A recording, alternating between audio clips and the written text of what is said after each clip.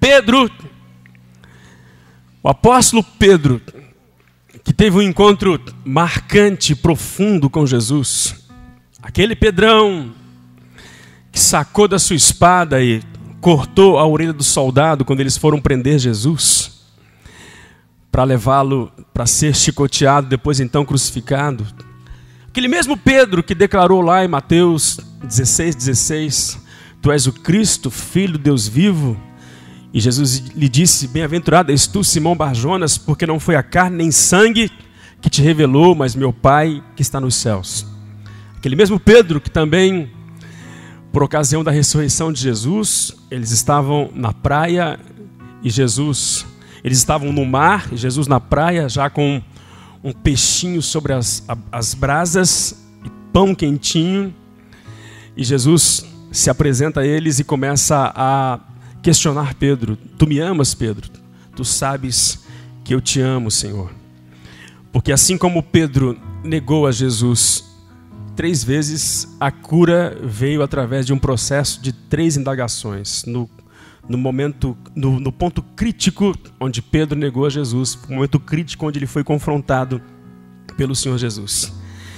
Esse mesmo Pedro, ele está, e o Pedro de tantas coisas fantásticas que aconteceu, como no dia de Pentecoste, sua pregação, as 3.000 pessoas e o derramamento do Espírito Santo. Esse mesmo Pedro, ele está escrevendo aos cristãos dispersos. Por conta da perseguição, houve uma dispersão. Os crentes se espalharam. Pedro está escrevendo a esses crentes, falando que tribulações, provações, são fatos comuns, normais, na vida de todo aquele que serve a Deus. Nós não estamos aqui para falar de um evangelho de sofrimento e de lamúria, mas para falar de um evangelho do qual não se pode tirar a cruz. Que tipo de sofrimento e perseguição nós temos por sermos cristãos? Tem nenhum, querido. Se você quiser pegar sua Bíblia e lá meio-dia na Praça Santana, ou lá em Valinhos, ou no Lago do Rosário, lá em Campinas, se você quiser pegar a sua Bíblia, começar a ler e pregar, pode ser que ninguém pare, mas ninguém também vai te impedir de fazer isso. Porque nós temos uma liberdade pouco aproveitada, pouco usada pela igreja. Mas então, espera aí. Então aquilo que nós ouvimos de algumas pessoas, pastor, eu estou na prova. Eu fico perguntando, que tipo de prova é essa que alguns cristãos alegam estarem passando? Eu não quero ser tão simplista, porque mesmo num país onde haja liberdade, existem muitos outros tipos de provações pelas quais podemos passar. Mas eu fico me questionando que tipo de provação é essa que tantos cristãos, patinam, não conseguem avançar, não conseguem progredir, estão sempre na prova. Aí eu pergunto, será que essa prova é uma prova porque você é cristão? Será que essa prova é uma prova porque você nasceu de novo? Ou será que essa prova é por conta de uma legalidade na sua vida para o diabo te assolar? Ou será que essa prova é por conta de um não comportamento efetivamente, definitivamente cristão? Porque o que Pedro está dizendo aqui é o seguinte: se pelo nome de Cristo sois vituperados, bem-aventurados sois vós. Mas ele também diz aqui no versículo 16, mas se você padece como cristão, aliás, 15, que nenhum de vós padeça como homicida, ladrão, malfeitor, ou como aquele que se intromete em negócios alheios. Eu tenho certeza que os primeiros casos estão longe de ser o seu. É impossível entender um cristão que tem um comportamento homicida, ladrão ou malfeitor. Embora, se formos olhar pelo sentido figurado, o homicida não é somente aquele que mata literalmente, mas aquele que pode matar com a própria língua. Aí sim, nós temos alguns homicidas. Mas mesmo esse homicida que está sofrendo, não pelo fato de ser cristão, mas por causa de um comportamento, e além do mais, Pedro também está dizendo aqui que se alguém padece porque vive metendo o dedo e a língua na vida dos outros, você padece por conta do seu comportamento e não por conta de uma aprovação como cristão. E eu estou para dizer para você que 70% a 80% dos cristãos entram em provação, não é porque estão perseguidos, porque estão sendo perseguidos por causa do Evangelho. Alguns cristãos entram em perseguição exatamente por não viver 100% o Evangelho. Puxa vida, pastor, viver 100%? Deixa eu corrigir isso então. Alguns cristãos padecem por não se esforçarem para viver o Evangelho como tem que ser vivido. Não se entregam ao Evangelho como tem que se entregar. Ele está dizendo, não perca o foco. Mantenha o equilíbrio. Mantenha temperança. Mantenha controle na sua própria vida. Pedro está trazendo esses princípios de direção para esses cristãos, a fim de que eles não ficassem fora da justa recompensa que Deus lhes traria por causa da permanência na sua presença. E essas recomendações também se encaixam nas nossas vidas. Porque mesmo sofrendo e sendo provados pelas provações que nós mesmos provocamos, esses princípios se aplicam muito bem. Diga assim para o seu irmão, não perca o foco. Não perca o equilíbrio. Mantenha a concentração. Querido, uma pessoa que já está errada, ela erra muito mais ainda quando ela perde o equilíbrio. Sim ou não? Sim ou não? Quando você perde o equilíbrio, pode ter certeza, você vai errar feio.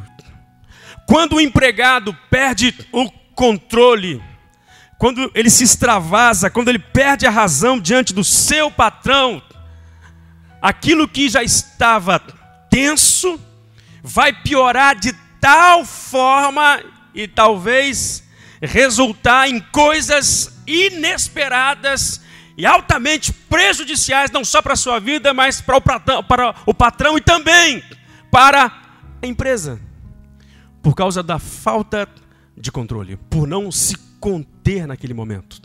Então, são comportamentos que estamos sendo desafiados a termos no dia a dia, que vão nos ajudar diante dos desafios e provações dessa vida, mesmo aquelas, eu volto a repetir, que nós provocamos. E se de fato você é cristão, ouça-me bem, se é no ambiente do seu trabalho, se é dentro da sua própria casa, quando você perde o equilíbrio, em se tratando de um homem racional, consciente, um homem ou uma mulher inteligente, você sabe que dificilmente nós conseguimos permanecer à vontade e bem no ambiente onde você perdeu a razão e perdeu o equilíbrio. Porque eu não creio que você tenha dupla personalidade. Eu creio que você tem valores, você tem princípios. E para retomar aquela condição de bem-estar, eu tenho que lançar a mão do perdão. Porque o perdão promove a reconciliação, que promove a restauração, que nos recoloca na nossa verdadeira posição. O que eu estou querendo que você entenda nessa noite? Melhor, eu sempre pergunto para minha esposa, eu falo, amor, melhor do que a gente ter que gastar algumas horas depois pedindo perdão. Ô meu amor, quero te pedir perdão, porque você sabe que eu te amo. E ela já vem com aqueles olhos e aqueles lábios, eu também quero te pedir perdão. Falei, amor, melhor do que a gente ter que lançar a mão do perdão, porque o perdão é um recurso disponível, mas eu prefiro muitas vezes, é claro, se houver necessidade eu vou recorrer. Mas melhor do que recorrer ao perdão, por que não acatar essa colocação de Pedro? Controle o seu espírito. Controle as suas emoções. Não perca o foco. Não perca o controle controle. Escreve o que eu estou te falando. 60% daquilo que você acha que é provação, não de Deus, mas que você mesmo provoca, 60% delas podem ser evitadas se você aprender a controlar. Essa palavra controlar o espírito, eu queria estender um pouquinho mais, mas talvez fale isso acerca disso na terça-feira, porque há uma forma de você controlar o seu espírito. Diga assim, há uma forma de controlar o meu espírito. Quantos estão me entendendo? Quantos estão me entendendo?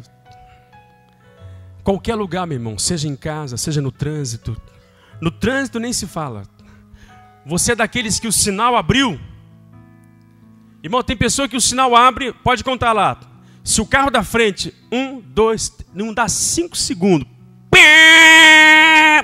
O cara lasca a mão na buzina. E não é só homem não, mulher também.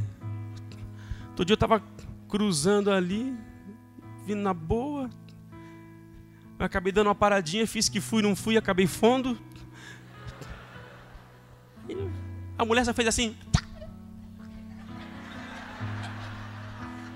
Falei, Jesus, endemoniou. Endemoniou. Aí eu só fiz assim para ela. Falei, meu Deus do céu. E por conta disso, quantas situações constrangedoras não acontecem no trânsito?